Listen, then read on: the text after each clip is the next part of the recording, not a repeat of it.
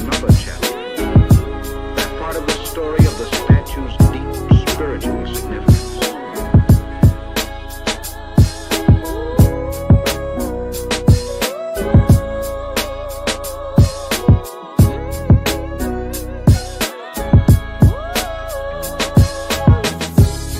The spirit of Detroit.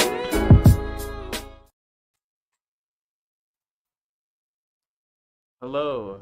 I don't know what happened with the audio. I do not care. Not care. I'm just going to try to fix it, do my best to fix it. And if that's the case, hello? Can y'all hear me? Can y'all hear me? Sup, Braylon? Sup, Braylon? Can you hear me? Can you hear me okay? Can you hear me okay? Uh, don't know what happened if the audio was bad. I don't know if the audio is bad or not. Okay, I'm good. First and foremost, Braylon, this video is because of you. What's up, Run the Ball? What's up? Here's Johnny. What's up, everybody, man? Yo. What's up? Obviously, y'all know I've been busy. The video thing or the movie thing is gonna come out probably Saturday. Hard timeline Sunday. But I had to touch on this because of Braylon. Where you been? You good? Oh yeah, it's just I've been making a movie, man. I've been making a film about the last season, and I do voiceover today, and I do a skit today, and that's it. And then yeah, then I edit more, and then we're done. So I think it's a good movie. I think it's a nice film. I think it has its sad parts. One thing I did was bring all YouTube together, so we got stuff from There Goes Mob. We got stuff from everybody. Uh, yeah. Y'all gonna see it. So I just wanted to start off by saying, this video is brought to Braylon. Braylon Daniels, reached out to me and said I should talk about this.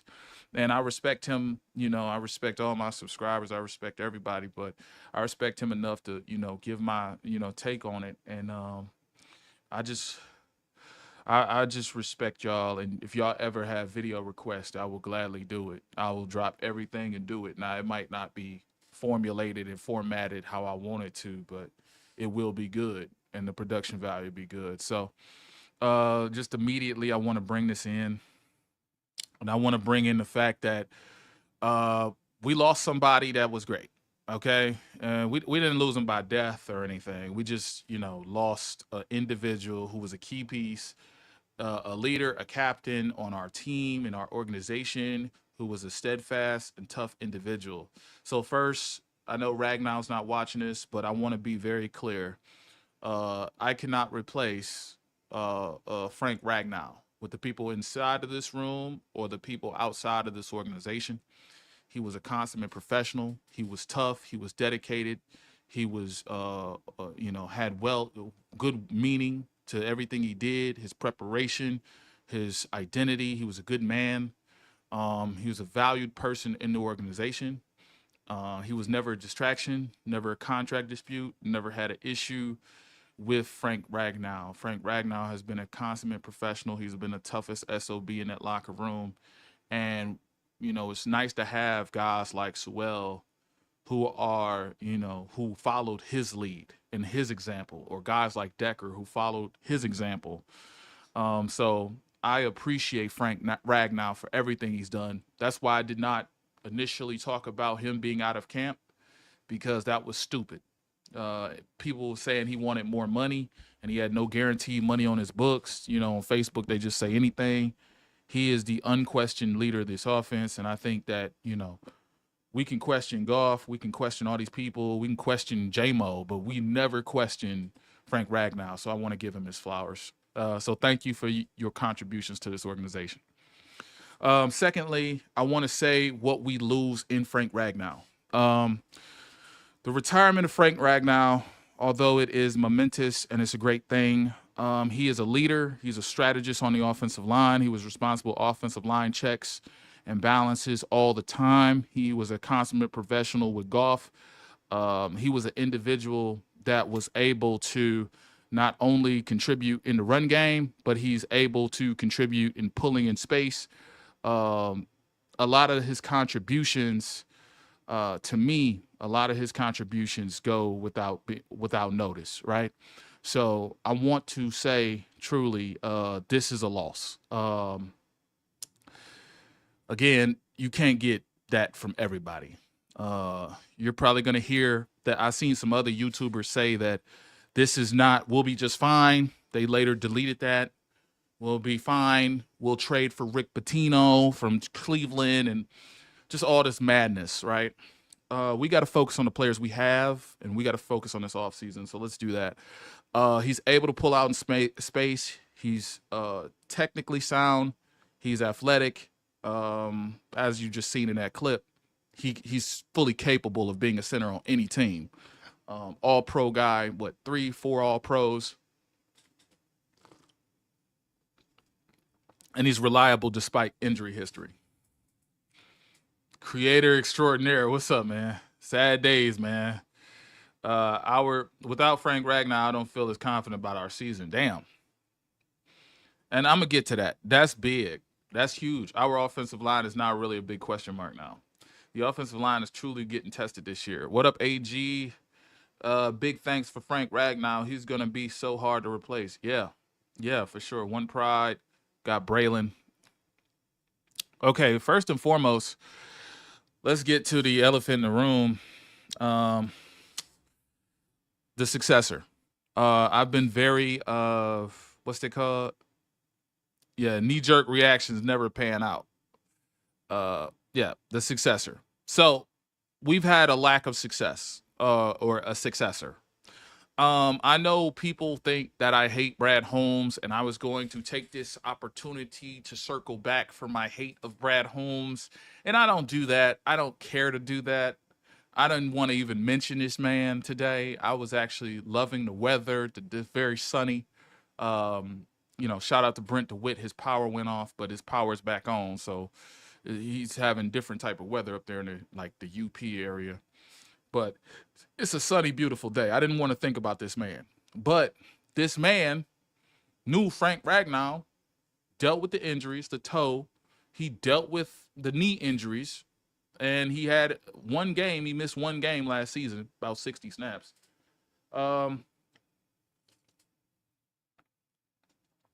This should have been on your mind, bro. And I'm not criticizing Brad Holmes. I know from some of you, he's your god. For others, Jared Goff is your god. Whatever it is, the fact still remains. Tristan Colon. Okay, well, we'll put Tristan Colon in there. He's okay.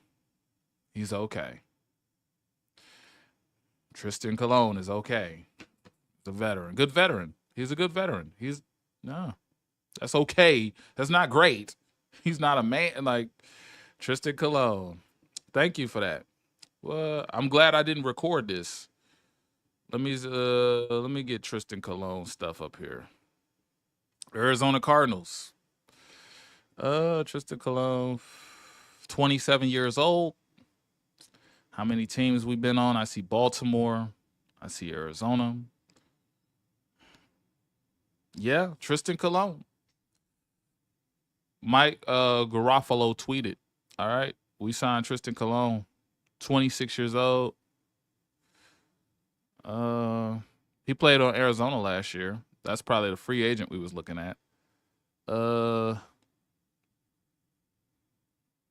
Fairweather Elementary, 1998, 27 years old. Okay. Don't see too much about this dude at all, if not anything. 313 pounds, 30-inch arms, Missouri, Webb State. Yeah. That's going to be all right. Tristan Colon. Who? Yeah. Who? Arizona Cardinals guard Evan Brown has a new member on a 1-year deal. Became the team's starting left guard.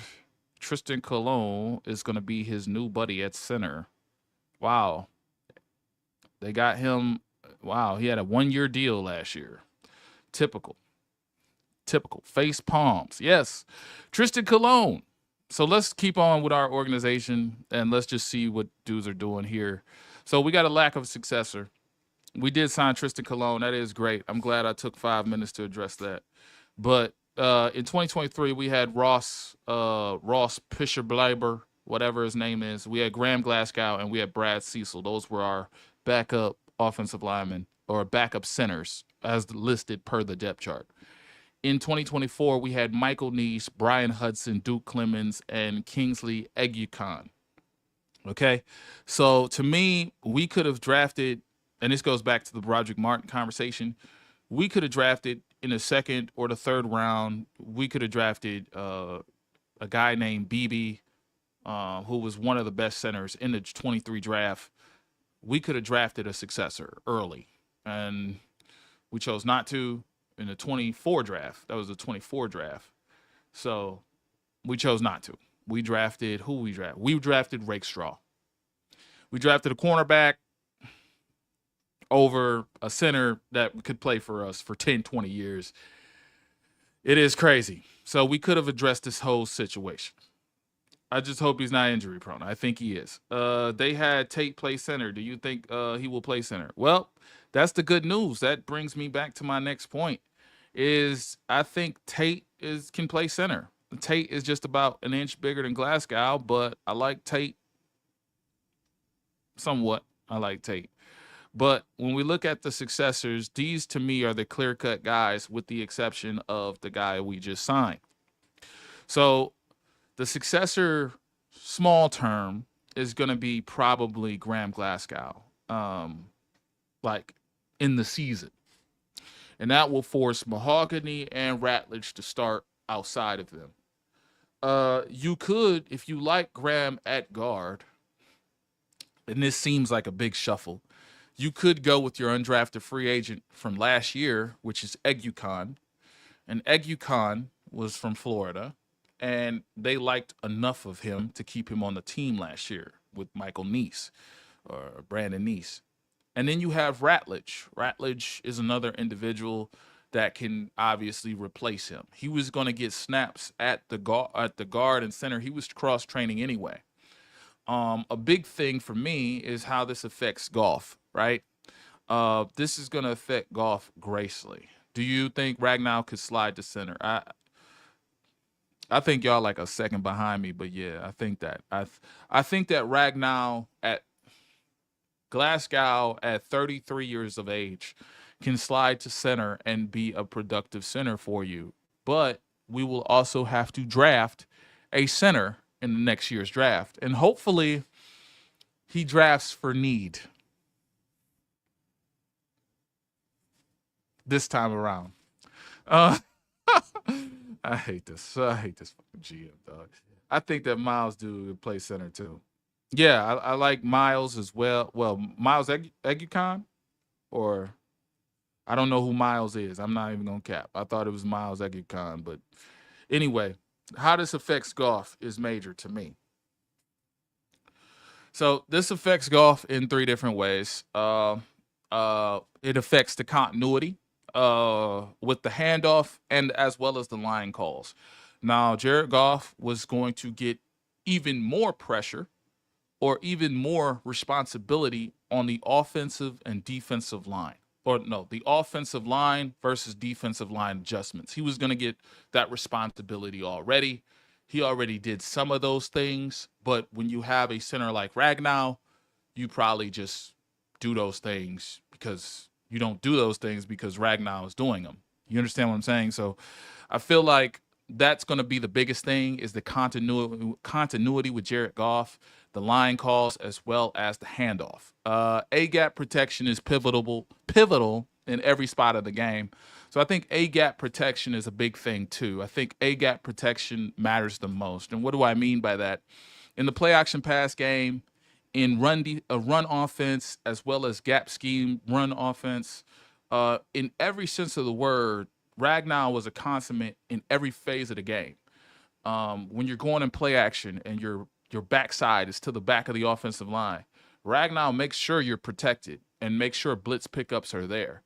That's not going to be there for you. So any checks you call at the line are going to have to be like right. no matter what. You're going to have to deal with it. You're going to have to swing protection left side when you see an overload to the left.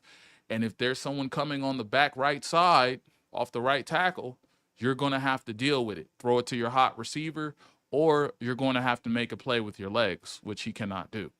So whatever he does, whether it's a swing protection here, whether it's, just a simple play action pass or checking out of a play, he has to have 100% IQ at all times. And I can't wait to see that, because that's what quarterbacks do, right? So Goff will also have to take the low on the checks at the line. And I just address that in orchestrating protection and checking out of plays. I think that is what I'm going to enjoy the most in this season production. I actually have something we can compare this to in history. So since people actually like my content enough to come in and say what's up, I actually got a moment like this in history where Cam Jurgens took the place of Jason Kelsey. So Jason Kelsey stuff. I'm gonna just call this Jason Kelsey stuff, and I'm gonna just upload it. And first, we're gonna look at the Jason Kelsey and how that was effective. Frazier guy. Oh, Frazier. Okay. I think Miles Frazier plays center too. Yes, he did. I think he played right tackle, right guard. I think he had some snaps at center, but I know him from 1,000 snaps at right tackle and right guard. So you could be right. I'm never gonna call nobody no liar. I know everybody be tapped in. I don't really be tapped in to what to be. I don't be tapped in like that. So I don't know why it came out like that, bro. But I don't too much care. So let's talk about a team that faced the same issue. Watching this. That's the Eagles. Eagles faced the same issue last season. All right. He retired around this time last season. Jason Kelsey stepped away from the game 10 months ago. So right after the draft or before the draft. There was Cam Jurgens, a successor who was with him for 2 years. So there was a better successor. There was a better situation. Obviously, we have no successor. We don't know who was behind this guy. We don't know nothing. All we have is a stopgap with Glasgow, and we have these suggestions of Miles Frazier, Ratledge. That's all we have. So since that's all we have, and that's what our GM did to us, let's see a moment in history where this was a seamless transition and it bettered everybody. Okay? So let's play the clip.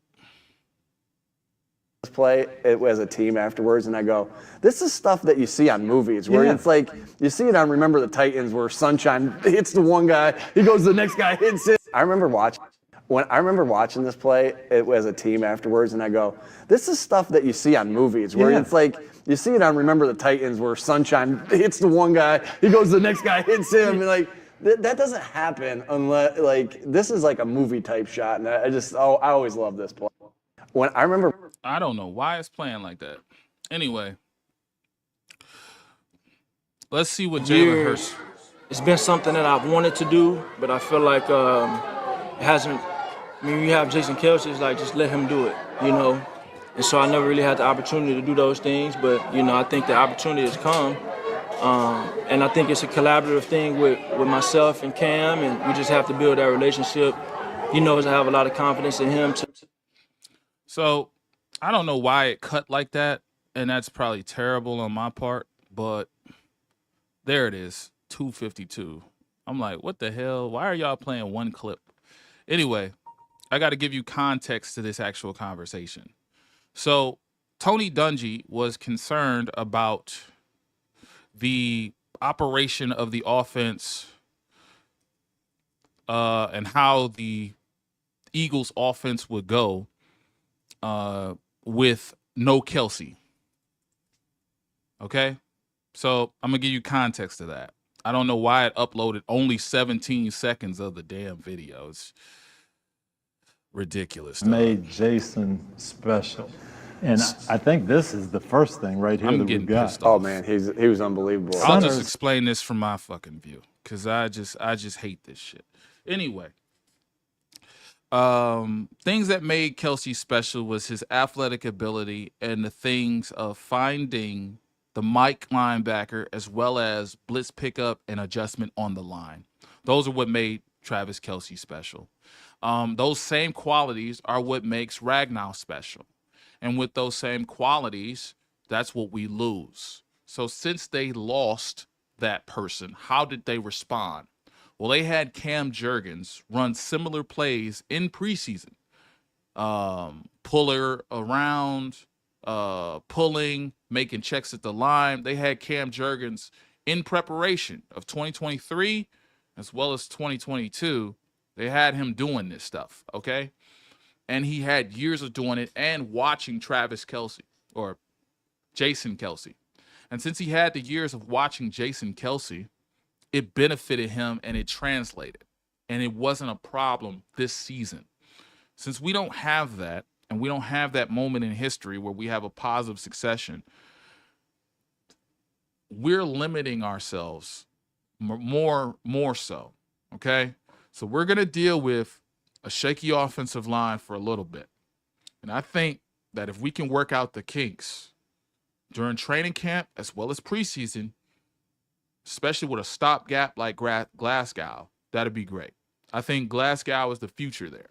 I think Glasgow not only earned himself an extra year on his contract, but he earned himself valuability, because everybody in his fan base had this guy going like, we should just release him and he should be gone.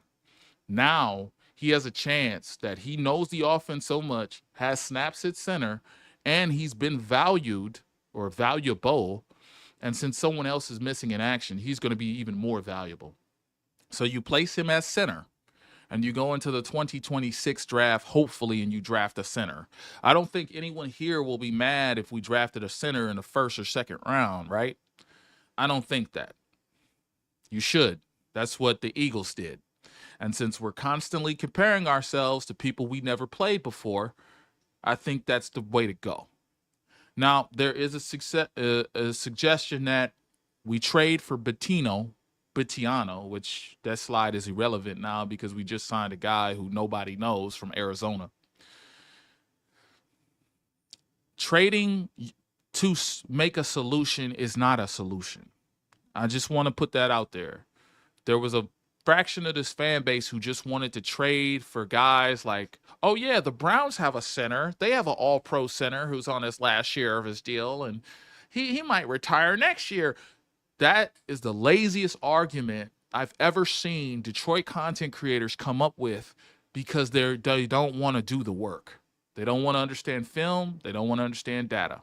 And since that is true, they just come up with these arbitrary things. So that's my take on that, okay? If I get back to... That really just made me so angry. I'm so sorry. That made me angry. If I get back to this presentation here,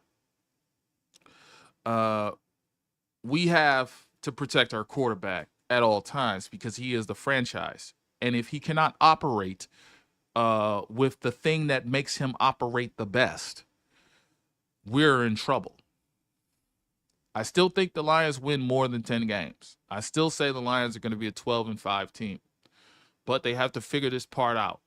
You have Glasgow, and you want two guards, one a quasi-rookie who showed you promise but only started one game, or two, you want to start Ratledge at right guard or whatever, and you got Graham Glasgow. You're not going to be the number one offensive line, because when you look at it, there's only one person, or two people rather, that are elite on your team, on your offensive line, and that's your right tackle and that's your left tackle. The middle of your offensive line could end up like Seattle, or could end up like a fresh, cheap, great playing face. And I love that. So, oh, snap, we got a super chat. Ragnow's retirement has been, thanks for the super chat, C-Pool, has been a conversation since 2024. The contingency plan consisting of drafting a guy who's never played center. Glasgow fell off the last year and hates playing center. He hates playing center. That's news to me. That is news to me. Let me see if I can get this video up, because this was an organizational move. This was easy. So according to your effects page, Goff's going to have to waste some time calling protection. Don't like the sound of that. That is true. And I don't think, it depends on what you value out of your quarterback. Because if he has to make the line calls and he has to get the protections right, that's a traditionalist critique of quarterback. Now, quarterbacks have to make checks at the line. Now, what teams have done is they have compartmentalized the quarterback's duties and compartmentalized the center's duties. Because the center, even with Peyton Manning, used to make calls and the quarterback could check out of them or could check out of the protections and change protections.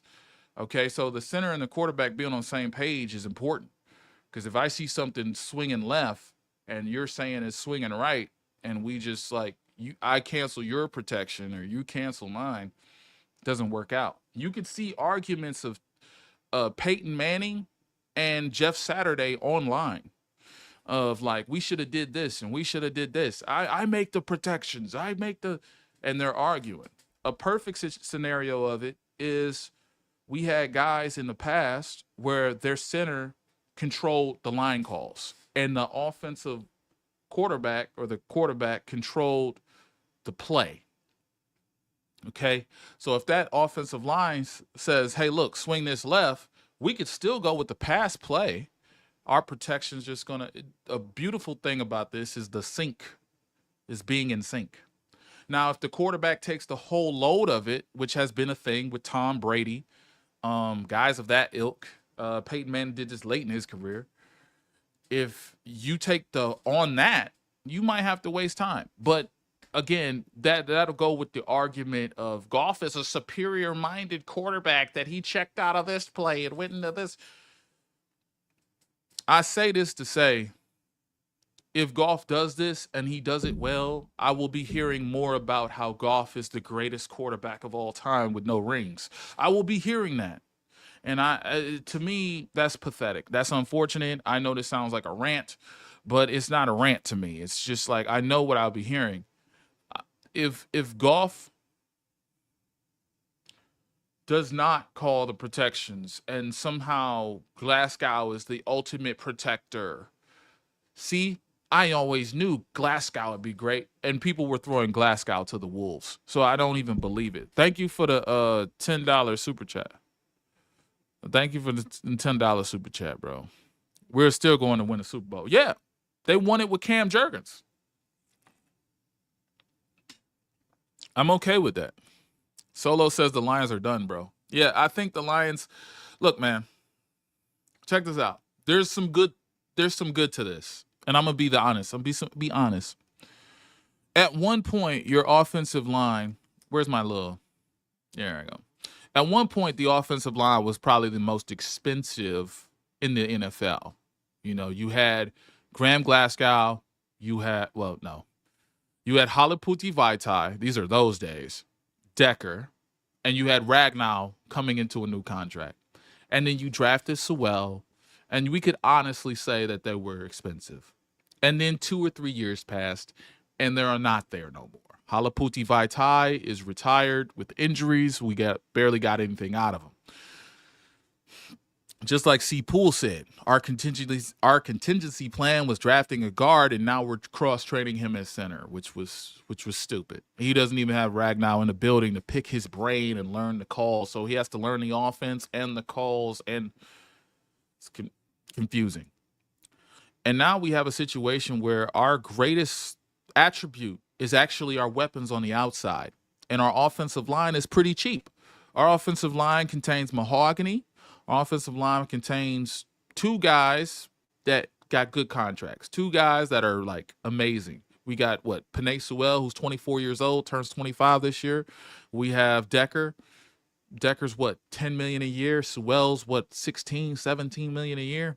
And now we have three guys that are on either rookie deals or a 1-year deal. So you could say, oh my God, our offensive line is fortified. You could make that argument, but it's how they play during the season that matters. And I want that to be honest. I want to be honest here. I want to be honest. This could be a very good thing, or this could be a very bad thing. In my estimation, it's middle of the road. It's middle of the road. You're going to see problems at center. You're going to see problems at guard. But I think about week 7 or week 8, guys will start showing who they really are. Again, Mahogany was not good during the playoff game, nor was Glasgow. But I will say this. Mahogany and Glasgow have about 17 weeks before the playoffs start. So 17 weeks and a bye to get their shit together. Because Mahogany, we seen great stuff out of him. And Graham Glasgow, we seen decent stuff out of him like a year or two ago. So I'm very happy that we have to change something and we have to have this adversity. Because if we don't have adversity, we don't win. And I think people are scared of having adversity. They just want the same team. But that's not reality, bro. That's not reality. So, Lions are done, bro. And this is being so over.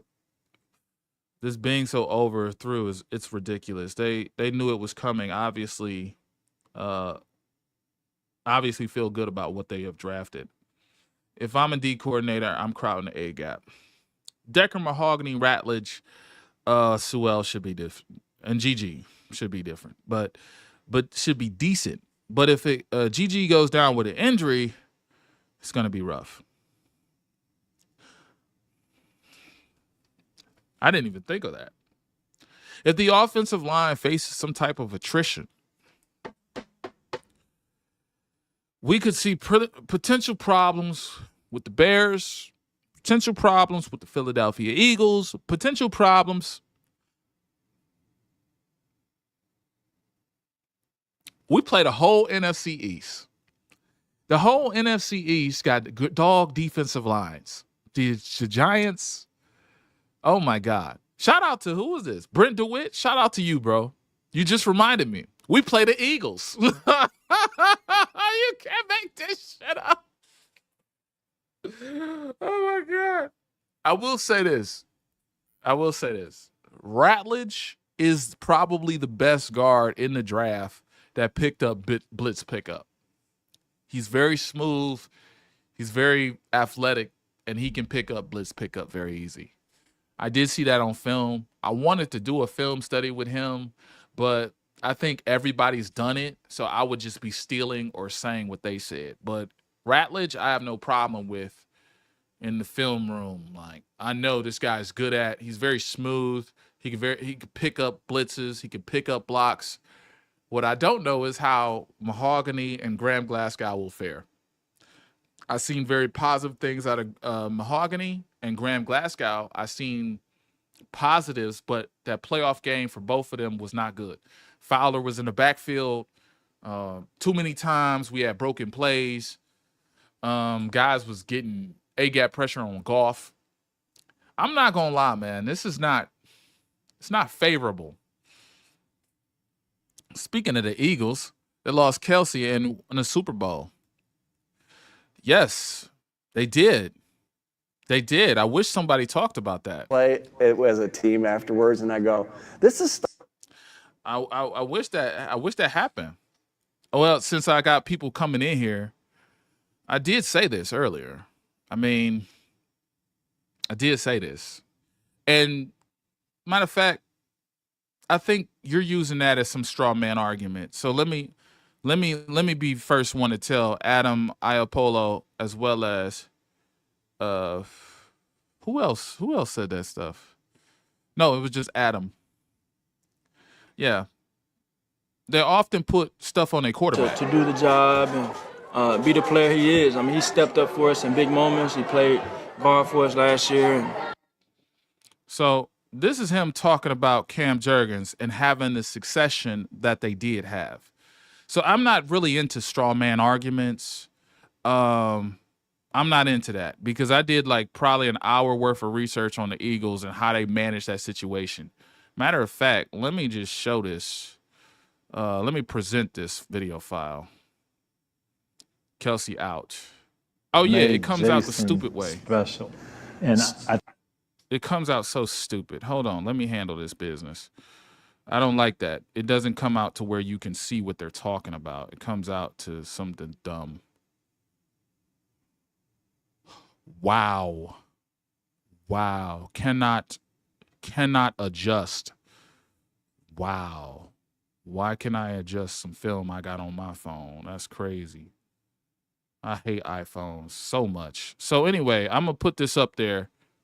And this is the level of succession because to me, Adam Iapolo, this is cool what you're saying, but it got to be said with the right context. All right? It got to be we got to talk with context. We can't just talk. We won the Super. That's correlation without causation, bro. That's unable to share. Okay. That makes perfect sense. After I fix it, it's unable to share. That's perfect. Defense couldn't stop a nosebleed against Washington. They had 2 stops in the second quarter, man. They couldn't stop nothing though, but I don't really too much care. I don't really care no more because we all have different opinions of that game. And everybody remembers that game differently. Matter of fact, they just had a press conference last week, and when Campbell said, we weren't everybody tried to use the injury excuse and he didn't agree with that. The writers tried to tell you, well, you guys were injured, right? Well, we had guys coming off the street against the Packers. Like everybody, and then Amon Ra has the excuse of, well, we lost the game because of injuries. It just I don't even listen to nobody, bro. That game was that game. That game was that game, bro. Apparently it's not sharing. I don't care why. I don't know why. All this research I do, and I be looking like the people I hate, unable to share. This was an error while preparing to share. I don't know. Anyway, yeah. So we scored 31 in that playoff game. It was our defense that lost. It was the defense that lost the game. All right, so let's just focus on the Super Bowl that we're going to this year. That the Lions have seen Ragnow leaving coming. Yeah, and drafted O-line every year. The line sucked, but scored 31 points.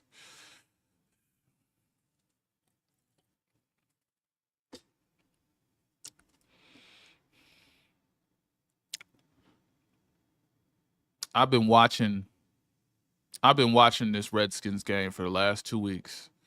I've been watching the Commanders game for the last 2 weeks. You can't quiz me on the Commanders. I could tell you at the start of the fourth what the score was. I could tell you at the bottom of the second what the score was. And when I drop this mini movie, I don't want to hear nobody talk to me about this damn game again. I don't want to hear nobody talk to me and change reality for me. So let's just respectfully disagree. I'm trying to give you the Cam Jurgens stuff, but if you say we're going to the Super Bowl, I'm going to hold you accountable to that, Adam. I'm going to hold you accountable. We're going to the Super Bowl because Adam said it. Not because we got to play the games, not because we actually got to do anything, because Adam said we should be good because the Eagles went to the Super Bowl with a backup center after Kelsey retired. And I literally sat here and proved.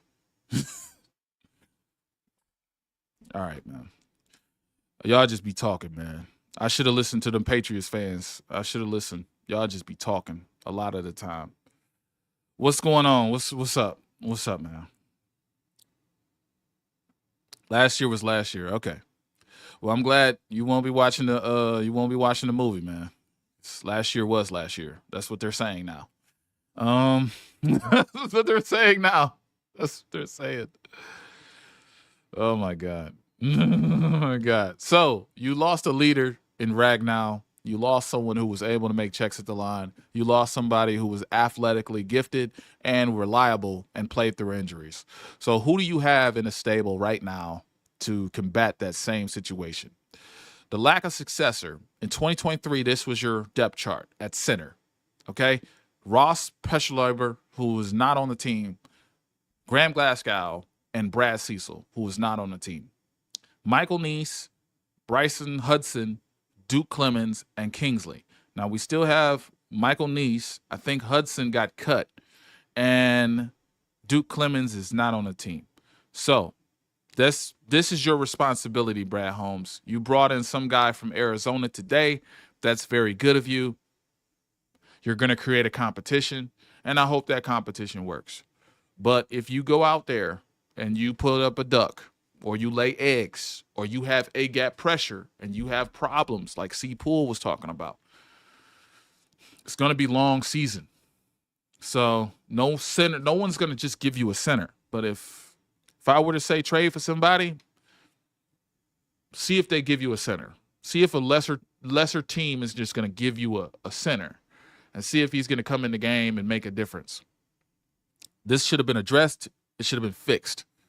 The problem I see is that even though Graham Glasgow is the stopgap, he's the person that's going to be the most reliable right now. He's not the future, and that's a fact. And I'm not going to argue with Lions fans about Graham Glasgow giving you another 2 years.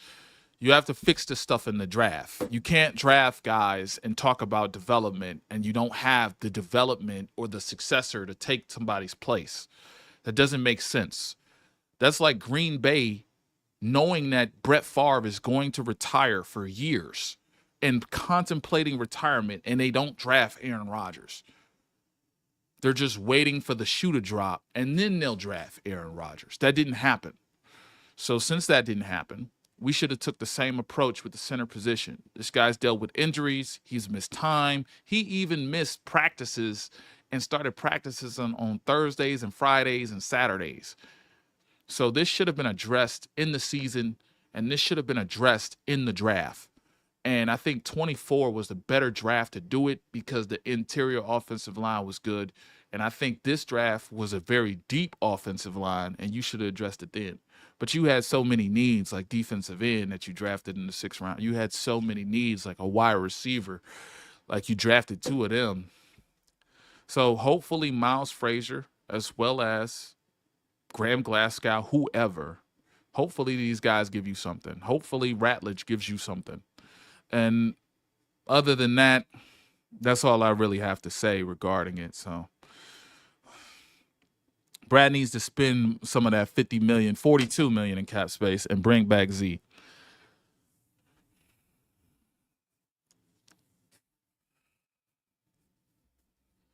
You know what? All these situations make me not want to be a fan no more. Because, like he said, we're holding on to $42 million. For what reason? For what reason? And I guarantee you, if you look at the contract of the dude we just signed today, I guarantee you his contract is nothing. 100,000 guaranteed. Don't know why we're signing guys for 200 grand and we're saying we got our guys. I just really want players on this offense, because if this offense does not perform, we know what happens. All right. I think the window is closing. Oh God. Are you a fan?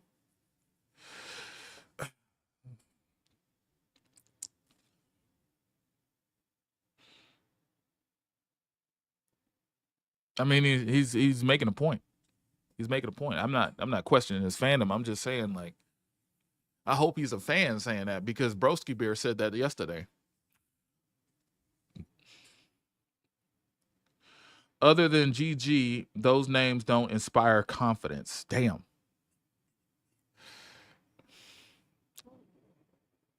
Well, you got 2 rookies on the offensive line. I don't know. I don't know. Okay, I want to ask you guys something, and y'all can put it in the chat. If Frank Ragnow said to Brad Holmes or Dan Campbell, I want to retire, or I'm looking toward to retirement, if he said that at the end of the season and this wasn't addressed, would you be upset? Since this was said at the start of what, minicamp? OTAs? Since this was said at the start of OTAs, they didn't even have reasonable time to prepare. But that's just from a human to human level. As an organization, they should have said, well, maybe we can get a center in the draft, because this everybody drafted a center in the last 2 years. Even the Seahawks, even a team that don't draft centers drafted a center. So in the last 2 years, you had 2 opportunities to get a successor. Like, are you guys upset with that? Or are you guys like upset with him retiring? Like, I just want to understand from my own understanding. Like, do you feel like the organization dropped the ball? Or do you feel like Frank should have let them know in April, like a month ago? What is it, June? It's June 1st now, 2 months ago. They should have let them know. But if we don't know what that organization has, like, I just want to know, like, because I can say the window's closing if they're not actually participating in building a roster, if they're not actually like doing things that matter. Like, I mean, if they neglect a position that is a clear position of need, or is it going to be a position of need, and they say we don't draft for need, that to me is neglect. I mean, it's not like our GM, right, said we don't draft for need, right? It's not like he said we don't need an edge rusher. Oops. It's not like he said we don't need a center, right? It's not like he had conversations with Dan Campbell and Ragnow. Crazy. Who does this fall on? Is it Ragnow's fault that he's retiring?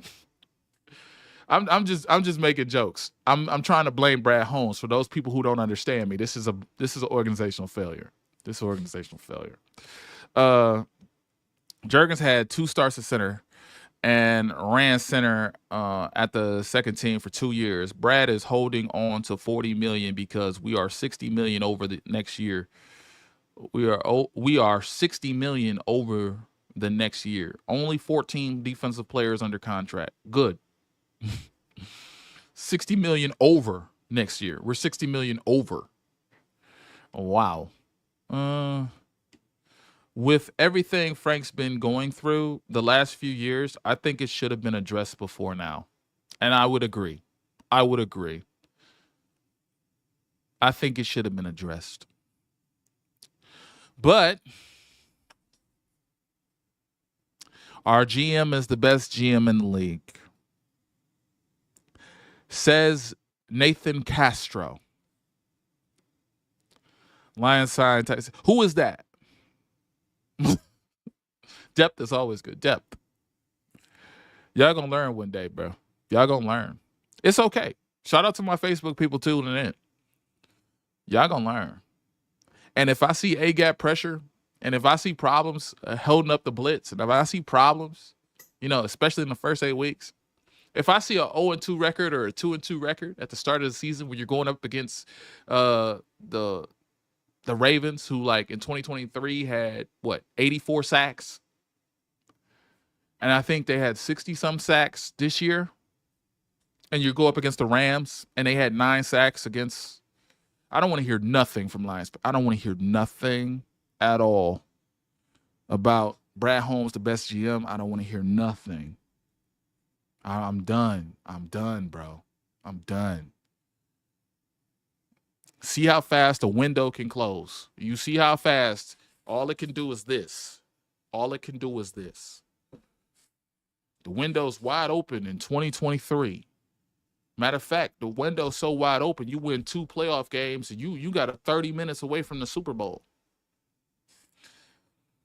Sports Illustrated says in August, of August 1st of 2024, you're going to the Super Bowl. You're a Super Bowl team. Brad Holmes and Dan Campbell, they say stuff like enchilada, all the enchilada. I want the whole enchilada.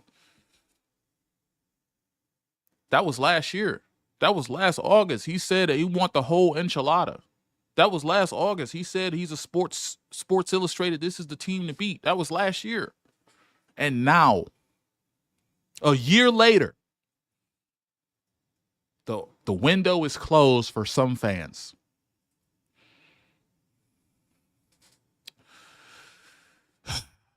It's crazy. Crazy. Crazy on all accounts. Crazy. We were just saying how pathetic the Bears were, 3 months ago? And y'all have lost hope that quickly.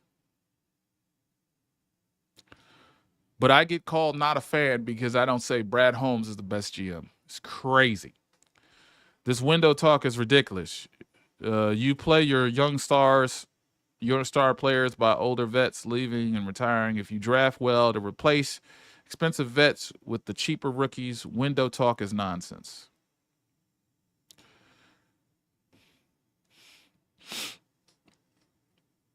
I really trust the organization. I don't trust Brad Holmes. I trust the organization. I trust someone to compete and someone to play to the level of a starter, a capable starter. And I'm going to watch film on EduCon, and I'm going to watch film on Nice, and I'm going to watch film on Glasgow, and I'm going to see if they're even capable starters. But again, I'm not going to lose faith. Okay? I'm not going to lose faith. I'm not saying y'all lost faith. I just seen like this window is closing is crazy because it's just the last year we were the team to beat in the NFC. Just last year, just earlier this year, we were a number 1 seed despite 30 different people playing on the defense. I just be hearing excuses. Like I hear this crazy extreme, like we're the team that beat. Window closed. It's just, it gets tiresome because it's like you don't believe it. And then when I never believe it, whether it's bad or very good, it's, oh, he's not a real fan. Not a real fan because I'm criticizing Jared Goff. It's crazy. Crazy. What's up, Hilo? What's up? What's up? Yeah, I don't know, man. I don't know. It's just, I don't know. It pissed me off, really. It pissed me off. I can't hate on Ragnow for taking care of himself. But relying on the first-year rookies when it gets to the playoffs against top talent is tough. I think that's correct, Omar. I appreciate you, man. Shout out to Omar. Shout out to all the members, bro. I think I got a new member with J-Mo and a couple other people. I just wanted to say there's going to be growing pains, man. And y'all just got to deal with that shit. All right? Y'all just got to deal with it. Like, you can't, like, fold up and, like, let the players play, bro. There's no winners and losers in the offseason. I've been telling people that for years, and I just don't understand it. Now, I'm not criticizing y'all. I'm just saying we got to let the players play. Omar in particular said, like, yeah, like, when we get to the playoffs, absolutely. That's cool. But I got to see what these guys do week 1. I got to see what these guys do week 2, week 3. Because, you know, like, guys can get better in 17 weeks. I mean, will the offensive line be atrocious? Will it be Seattle bad? I want y'all to think about the last top sack quarterbacks in the last 2 years. Last year was Caleb, and the year before that was Geno. So the last 2 sack quarterbacks the most was Geno out of the Seahawks and Caleb with 68. Caleb had a terrible offensive line. Terrible. Awful. 68 sacks. We only got 1 sack against Caleb as a team. And y'all can fact check me on that too, because I don't care. But Geno was real interesting. Geno was getting sacked every type of way. He was getting sacked from the right tackle spot, the left tackle spot. And don't forget about C.J. Stroud in 2020. Yeah, that's another one. One of his offensive guards gave up 5 sacks in a game and got benched and then the guy got injured, and then he got reinserted in, or the guy who relieved him got injured, and he got reinserted in. So I look at those guys, and I look at those guys. Look at Joe Burrow as well. Joe Burrow. Some of those teams got high quality play, though. Some of those teams. I'm not saying the Bears, but you look at the Bears in Seattle. Obviously, were bad, but they both had winning records despite the sacks, despite the issues. They both had something. And then I would say Burrow.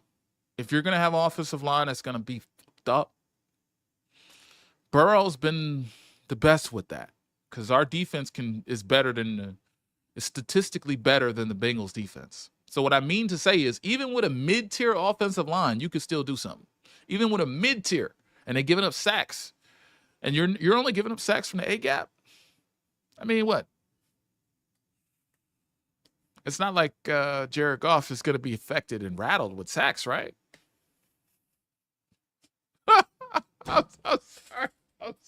I'm sorry. I'm just sticking it to golf. I just got to stick it to golf somehow. It always goes back to that.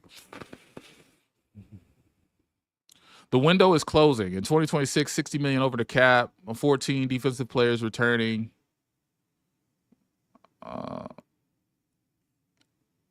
As far as C Pool goes, yeah. What up, J Rod? What up, C Pool? Those both members, bro. I just want to say shout out to y'all, man, and shout out to Omar too. At least Brad. Oh yeah, Brad lover. At least Brad can draft O-line. Not worried about that edge rusher. Draft. Oh. Okay. Who did he draft on the O-line? Who did he draft? Two people. Two. Uno, dos. Cuatros. No, dos. That's what it is. I'm going to stop speaking Spanish for Trump to deport me. I don't want to do that. But anyway, look. We've only drafted two people, so we've not really... No, three. He drafted Sorsdal. Where the is Sorsdal? Sorsdal could be in the mix for center. He's not doing anything. Sorsdal, I'm surprised I didn't put him in there. Sorsdal would be perfect at center. I mean, he's a tackle that played guard in 23. Asking him to be center, that'd be a wild card. If Sorsdal is available, if he can figure it out mentally, that'd be a wild card, bro. We're $60 million over the cap next year. Oh, I heard him. I'm cool with it. I'm good with it. I know whose contract is the problem. Y'all don't realize it. But there's one contract that's a problem. Y'all gave him the money, and y'all wanted him to have the money, and y'all gave him the money. There's one contract that's a problem. And we're gonna pay him this year, and we're gonna ask for a pay cut. And he should have got a pay cut anyway. He's gonna get $53 million a year.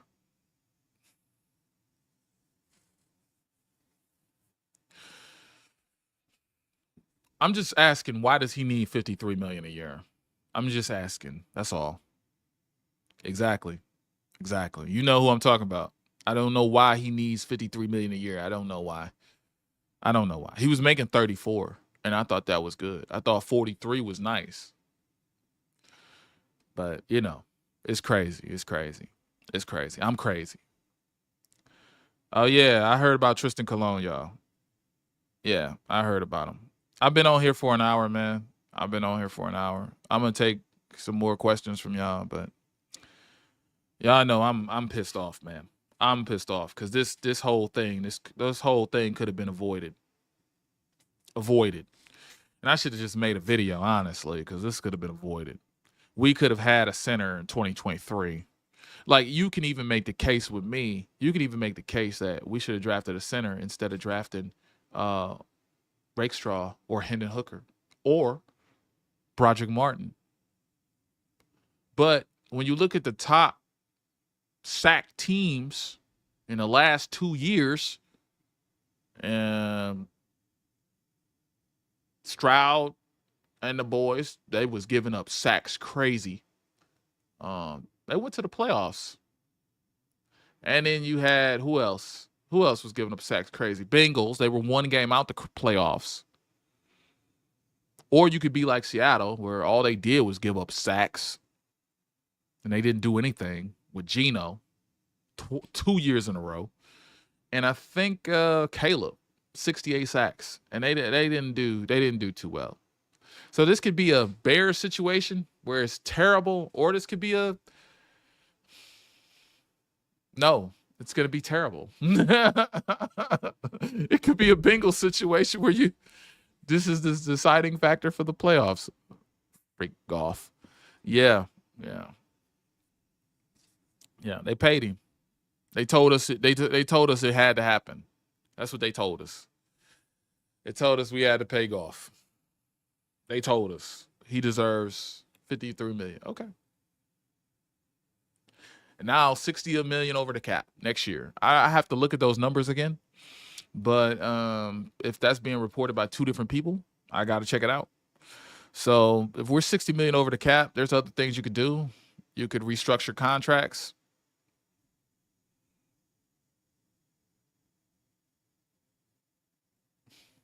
I'm watching the team contract. Like, it's crazy.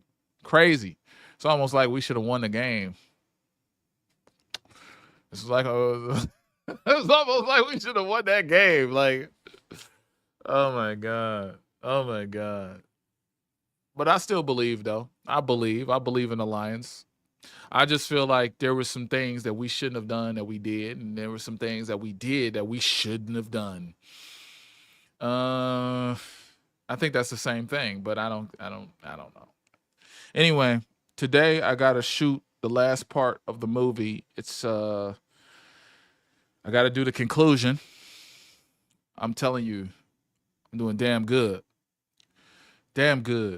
But if y'all don't care about last season, I guess y'all don't want to watch the mini movie.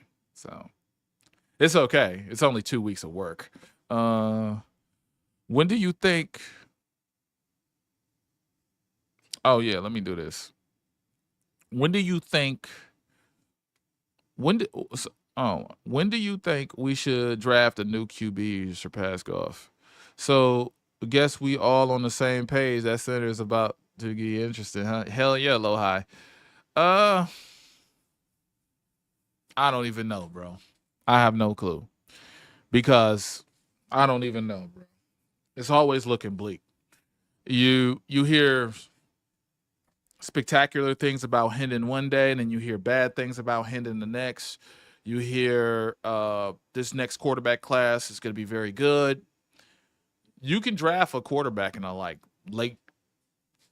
I think there's like four quarterbacks supposedly in the first 2 rounds. You have Klubnik. What I'm saying is you could draft a quarterback of the future next year, as soon as next year. But that's going to cause problems of its own. Because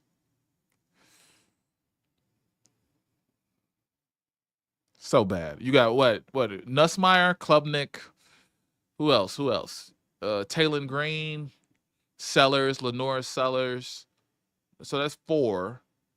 And there's one more. Carson Beck, Drew Aller. That's 6. There's another one I'm missing, and he's like the most notable guy. I forget his Arch Manning. Jesus Christ. Yeah, so you got like 6 or 7 coming out next year, but Arch Manning's not guaranteed to come out. Arch Manning might get his degree because he doesn't need money. I like how that is. He doesn't need to be the number 1 quarterback. He doesn't care. We could trade for Gabriel for the Browns. Y'all want anything. Y'all want anything. I'm looking at Gabriel for the Browns. First of all, the Browns actually had dinner with him and his family when they drafted him in the pre-draft process. Secondly, I watched the Browns as much as I've been watching the Lions lately. And the Browns love Gabriel, but the articles coming out about Gabriel and his throwing ability, he cannot throw an NFL pass. That's the last article I read on Monday. Type in Gabriel cannot throw an NFL pass. That shit is hilarious. They got a video too on Twitter. See, I've been watching the Browns because that situation is interesting to me. You got Joe Flacco saying, I'm not interested in teaching the quarterback. That's not my job. And then someone says to him, what do you mean? And he says, like, just follow my example. And that same thing was Jared Goff's whole thing. Jared Goff wasn't teaching Hendon Hook or anything. Like, I love it. I love this discourse we're having because this just tells me people are thinking about the future now. They're not thinking about let's just enjoy the fun. Y'all thinking critical.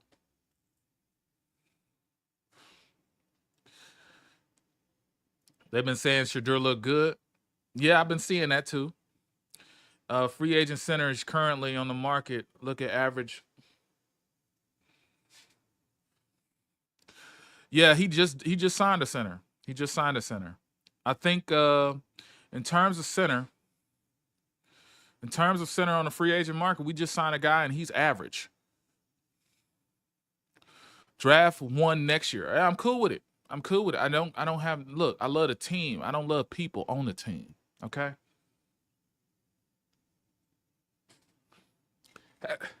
Had to change my ideology. You could draft 1 next year. There's so many quarterbacks coming out next year. Matter of fact, there's a video of the top 10 quarterbacks next year. And I like Taylor Green a lot.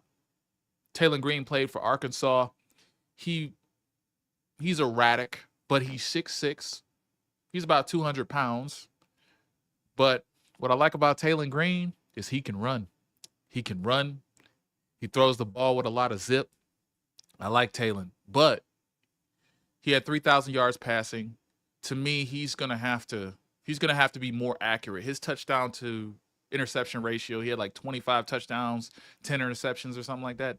Maybe 6. His first 7 games, he had 6 touchdowns, which is not good at all. Smart teams draft a QB every year. Oh, yeah. That's true. Tony Martinez with the game. That's a game changer for Tony. Smart team has draft a QB every year. Draft is draft, even if you have one, it's like a lottery pick if you hit. It's worth the risk, yeah. You know what make Monty QB? Oh, yeah, that would be nice. Who did we sign? Oh, low high. We signed a guy named Jesus Christ. What is Bama's name? We just looked his dumb ass up. Who was that? Who was that guy we signed? Because y'all put it in the chat. It's some random dude from Arizona. Arizona guy. I forget. I don't be looking at the chat like I'm supposed to. Who do we sign just now? Someone mentioned him in the chat. Oh, hey, Mary Smith. What's going on? Tristan Colon. Tristan Colon is who we signed. Oh, if I had to? Oh, no. Tristan Colon. We don't like name brand people. We don't. Oh, man. It's so nice to see y'all, though. It's really nice to see y'all. I feel like I haven't been seeing y'all for a while now. What's it been, a week, 2 weeks? I don't know. But it's so nice to see y'all, man. It is. It is. I'm okay with drafting a quarterback next year. I'm okay. I gotta roll with my team because my favorite player just lost his leg and he's finally coming back. And then my second favorite player just got paid a lot of money. And, you know, he's going to be with the team for another 4 years. He got an $86 million contract. But my third favorite player is also, chances are, I don't know if we can afford J-Mo. I don't know. So, see how, that's funny. That is so funny. That is so funny. Matter of fact, Brian Branch is my third favorite player. I like Brian Branch more than I like J-Mo, so. Yeah, you just left us hanging. Well, yeah, I'm making a movie. Dollar General. Oh, wow. Yeah, you just love to say I'm making a short film on the Lions, and I swear to God, we just got Dollar General instead of Somerset. Yeah, yeah, we go to Dollar General, and you know what's funny is like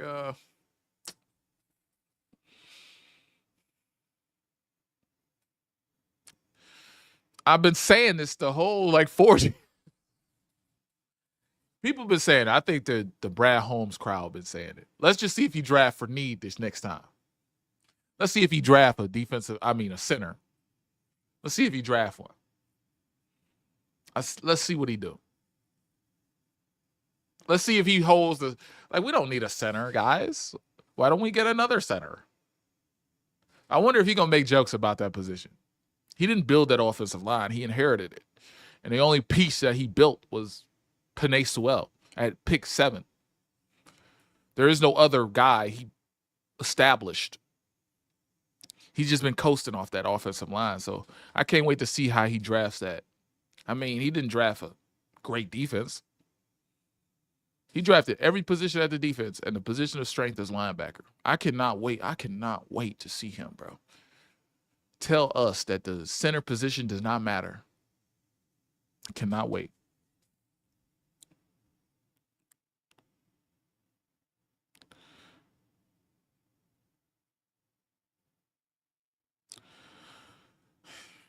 How good was he at center a few years back? Because I would have to watch film on him, bro. I would have to watch film. I could do that tonight.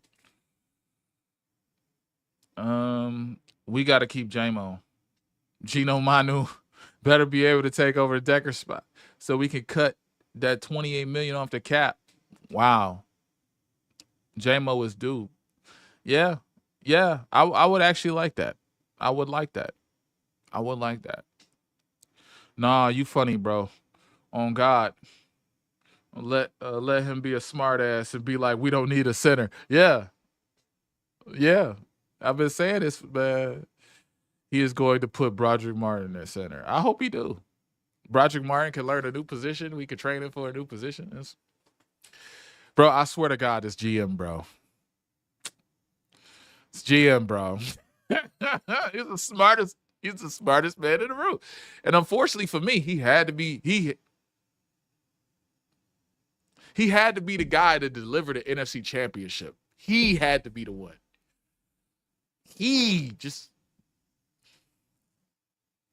Not the Super Bowl. Oh my God, bro. Like, what if we had a GM that drafted for need only, and we would be like so mad, and he delivered us the NFC Championship? He would have had this position thing figured out. But GMs that draft for need don't last. And GMs that draft projects and all this other stuff, when those projects work out, they last. Like, it's crazy. I just need everybody to talk to Howie Roseman. Everybody needs to talk to Howie Roseman. Just take a year off and learn from Howie. Just be around. Like, our GM is Executive of the Year 2 times. First Black, first African American. Okay? First African American 2 times. And we dealing with problems. We dealing with problems that should have been figured out 2 years ago. Y'all have no idea. I have no idea, bro. Then watch how Woodward say I don't see nothing wrong with center. Brad is right. Yes, bro. B-Mar at center would be funny to see. Yeah, bro. And look, this is what I was saying earlier. Like, check this out. I'm not making this stuff up. I don't make this stuff up. Let me go to media assets and get rid of this banner. I don't make this stuff up. Like, look, this is what you're losing. We're losing reliability despite injury. And this is what we're losing. We're able to pull out in space, athletic, all stuff. This is what we had under Brad. This is what we had. This is it. These are Brad's guys.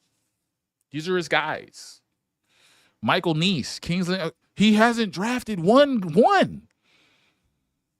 If Sorsdahl work out, keep praying for his downfall. Oh, yeah. I forgot. We got some. You know what? I'm just going to root for him. I'm just going to say Brad is the man, bro. Brad is the truth. He's the truth. You don't need no center. Brad is right. We don't need a center. I see Woodward Sports, especially that old one. That old white guy that be on there, man. The one that be with Neil Rule, he old. It's not the hockey dude. It's this old guy who used to write in the Detroit Press or something. This dude be saying, yeah, Brad is right. We don't need a center. We're good. And then we don't go to the Super Bowl. It's crazy. We're the Lions. That's not what we do. Yeah. 3 playoff wins in 66 years. But let's just focus on the last two. Let's just focus on the last 2 years. Playoff exit versus the Commanders. All right. Collapse versus San Francisco. Crazy. Broderick getting manhandled just like versus Green Bay last year. He's too chunky to play it. Tate Ratledge, a Pro Bowl center. What evidence do we have of that? What evidence do we have? Do I have to watch film on a guy who played guard all year? Like, what evidence do we have? Who told you that, bro? Is that your own idea? Who told you that? Where's the evidence that he went to the Pro Bowl as a center? If he's a rookie in the NFL and he got drafted a month ago, what is the evidence? What the fuck are we talking about? What the fuck are we talking? Are we just talking? I know a YouTuber said that. I know he did, and I know which one too. It was Motor City Mania. We'll be just fine because we have Tate Ratledge.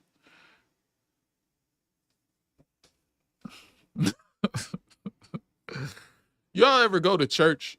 Y'all ever go to church and there's a guy in the church and he like, why are we just singing songs? Why don't we preach the word of God? Why don't we talk about the book of Revelations? There's this guy, and then there's the church people. Well, you know, we just like singing songs. I'm like, oh snap. Oh snap. We're in trouble. Yeah, go to church. They just singing the songs and stuff and passing out the collection plate. And you like, well, let's talk about the New Testament, what he means to God now, and let's talk about Matthew, let's talk about. And the guy's like, nah, we're just gonna sing these songs. We got these hymns.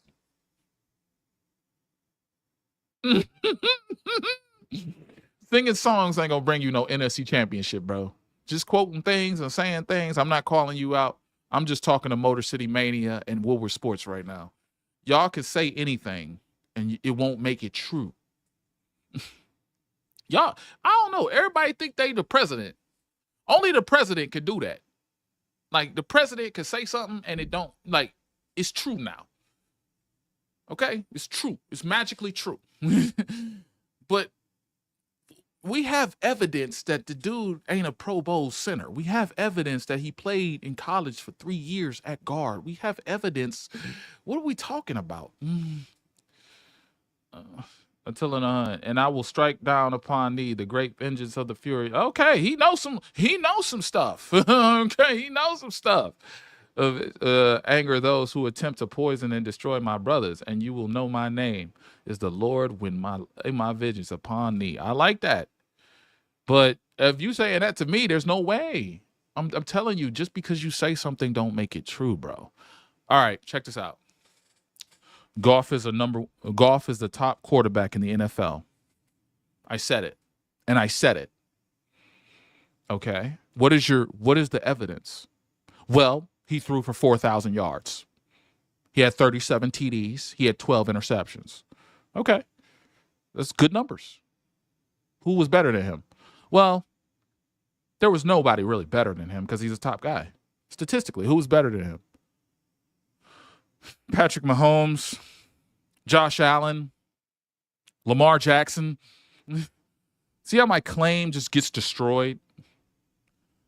You just gotta hope that Tate is like Cam Jurgens year one. Cam wasn't amazing last year, but was decent at center because everyone else around him. Yeah, exactly. I'm with that. He just needs to do something because we put a lot in drafting him. Yeah. Neil be saying stuff like that a lot, though. Oh, yeah. You know what? Neil be talking crazy. Neil is part of my movie, bro. I'm not even capping, bro. Neil got a whole scene in the movie, bro. Yeah, bro. Neil got a whole scene where, he set off this. Yeah. That's why I say watch it. If you don't watch it, I mean, it's cool, but I'm gonna be promoting it. I mean, I ain't gonna lie. That mini movie is probably the realest shit I've ever made, honestly, man. Because I talked about the environment. I talked about how social media played a factor in the game. I talked about the game. I talked about the injuries. I talked about how people viewed the injuries. Man, watch it. I didn't just make a movie and say this is my movie. I brought everybody. I've even reached out to Everything King. I want his footage. I got Derek footage in there. I'll show y'all the first 50 seconds if y'all want to see it. I'll show y'all the first minute. I guarantee you if the first minute of the movie don't tell you, bro, if the first 10 minutes of the movie, I showed my wife, she only watched football. She like, wow, you made it. It's an hour long. It's just about the season. But since y'all don't care about last season, now we don't care. It's crazy. Crazy.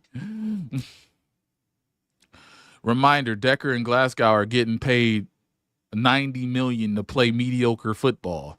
We need to restructure both of them. Glasgow on his last year. Both of them. And Jared Goff. Yeah. Yeah. I like that. See, he understand. Look. You can free up that money, dog. What is Neil saying I haven't heard anything about? I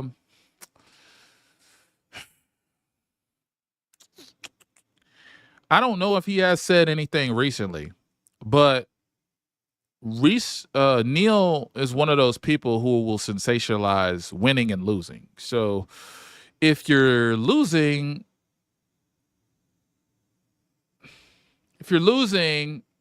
it's everybody's fault but Goff. If you're winning, it's Goff. Goff is the man, and that's it. So think about a person who sensationalizes everything to get his point across or his narrative across. His narrative. I like that. So he will sensationalize winning. So he hasn't said nothing. I haven't watched him recently, but in terms of center, today or tomorrow, he's going to say the Lions are okay at center. We have Frank Ragnow, and he's taught Glasgow, and I guarantee you he's going to say something about Ratledge too. Ratledge is going to be okay at center. I know it. I believe that. Oh, man. Matter of fact, where is this motherfucker at? We're going to watch his show. I'm going to watch his show. So I'm going to get off here, and I'm going to watch his show. Yo, Decker is above average for sure, but he is messing up badly for the money and gets paid too much. Yeah. And when the movie be out again? Oh yeah. The movie's coming out. The mini movie. Hold on. I got something for you. Hopefully it could get shared. The mini movie is coming out Saturday. I got a hard line for Saturday night. Hold on. Yeah, y'all will like this movie, dog. Y'all will like this. Hold on. Let me get the thumbnail ready. Hold on. Yeah. 24. Oh man, that's a great title, dog. 24.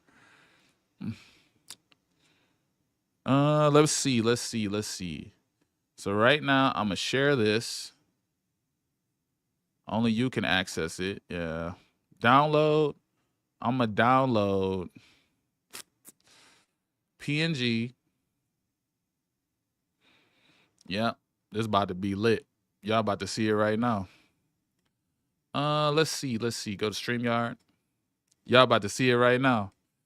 Love that.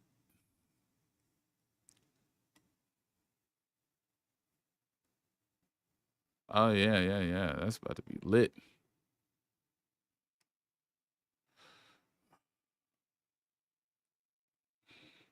Oh yeah, that's lit. I'm sorry. That's the best. I need to make thumbnails like this because that's cold. All right, let's go to recents. Yeah, the mini movie. Is that it? That's not it. Not at all. Oh, there it is. Boom. We got that one. Yeah, I did my thing on that. Hey, yeah. You see the metal letters? You see oh, yeah. It's called 24. Yeah. That boy gonna be cold. I'm sorry, bro. Yeah, that boy. I was like, why don't I make thumbnails like this again? I need to make thumbnails. That boy 24. Yeah. That bitch hard. I ain't gonna lie. That's my best work. Yeah, that's my best work. I ain't gonna lie. Y'all gonna see the effects on that joint. That is Saturday.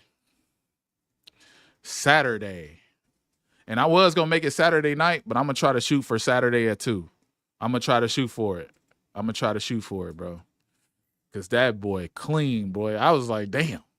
And I'm trying to get to a situation where I drop that on y'all and y'all watch that and y'all see everything. Y'all be like, damn. This dude, the guy. Like, no matter what. Like, I got a scene in here where all the YouTubers are reacting to a certain play. And that, to me, that was beautiful. I got a scene in there where there's a montage of us winning, and I was doing such good camera work with it and editing work with it. I was like, damn, I got to do something for us as content creators. So I got a scene where there goes Mobby. All of us are reacting at the same time to a certain play. And I'm sure you know what the play is, or you could think about it, in the Redskins game. And man, bro, I was like, yeah, this gonna make me that guy, bro. Because I brought the whole community with it. That man said, nice thumbnail. I can't wait to see it. Yeah, man, I can't wait to show it to you. Okay, makes sense. God, Monkey, he was getting cooked low key. I was joking about the Pro Bowl stuff, trying to just fire you up. Oh, okay. You know how to get to me then. You know how to get to me. By the end of the year, I'll be seeing him getting cooked every play. Woo. Man, if y'all just see them, damn, y'all have no idea. Y'all have no. I'm a quote Neil Rule. You have no concept in what you're walking into. When you watch this right here, you have no concept of what you're walking into. That's that joint, boy. That's that, woo, boy. Oh, my God. Let me go work on it right now. That just fired me up. Anyway. Oh, yeah. He said, nice thumbnail. The algorithm needs to show some respect. Yeah, 24. Right. I was like, damn, I need to do this. I need to make. I like my thumbnails, but this was. All right. Like, comment, subscribe, man. Just stay tuned, man. Where's Broski Bear today? I don't know. I just talked to Broski Bear yesterday, too. I just talked to him yesterday. Thank you, Braylon. Thank you, everybody, for joining, man. Again, if we had proper succession, we would have handled this business correctly. If we had proper succession, we would have did this the right way. We did not. We failed. And since we failed, we have to just make Glasgow the guy. And Glasgow has to be the guy until Ratledge is ready. Or it has to be a committee and just see who the best guy is. I think Eggy or Graham Glasgow, there's going to be a weakness no matter what, because now you're shuffling and you're trying to find the best fit. So if Graham's the best fit at center, now you got to put Ratledge at guard, and you got to put Mahogany at the other guard, and then you got to work with those three guys. So that's my vision. That's my vision. But if there is an injury and the line sustained some type of injury on the offensive line, and that caused more reshuffling, especially in the interior, it's going to be a problem. So those are my final thoughts on that. Damn, he said what? Glasgow from cut to being a center. Yeah. Went from cut to being starting center. That's crazy. Have a great day, everyone. Yep, have a great day, man. I think Brad wanted Zabel. Whoever Brad wanted, we'll never know, bro, because he was going to trade all the way up to 6 or something, he said, and that was a lie to me. But, he could have got, all these guys. O-line should be Decker, Mahogany, Glasgow and Ratledge. Yeah, Sewell. I think I just said that, but we in agreement, we in accordance with each other. Just shout out to y'all. Shout out to everybody joining. Sorry if I didn't have all the good graphics like I wanted to. I was trying to do too much, I guess. I don't know. Had some oversight. He wanted Sanders. Yeah, I'm sure he did. Like, comment, subscribe. I love y'all, man. I'm about to work on this movie today, man, and this is about to be good as hell, bro. Again, Saturday, 2:00. Saturday, 2:00. I'll put it as a live stream, and I guess y'all can watch it as a live stream, or I don't know even how that would work. Do I live stream it or do I set it as a premiere? I set it as a I don't know. I have no clue. I'll figure it out. But this is gonna be good, guaranteed. Like, comment, subscribe. Love y'all. No, I am not. Not anymore. I used to be. So.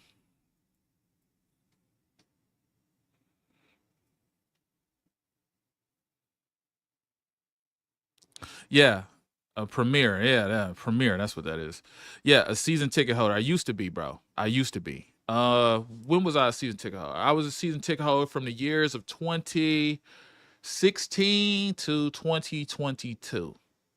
So 6 years.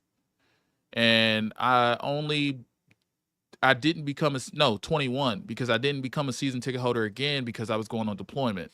Who knew they would rattle off 9 games? And never mind. It doesn't even matter. Love y'all, man. Appreciate It is the beginning of another chapter.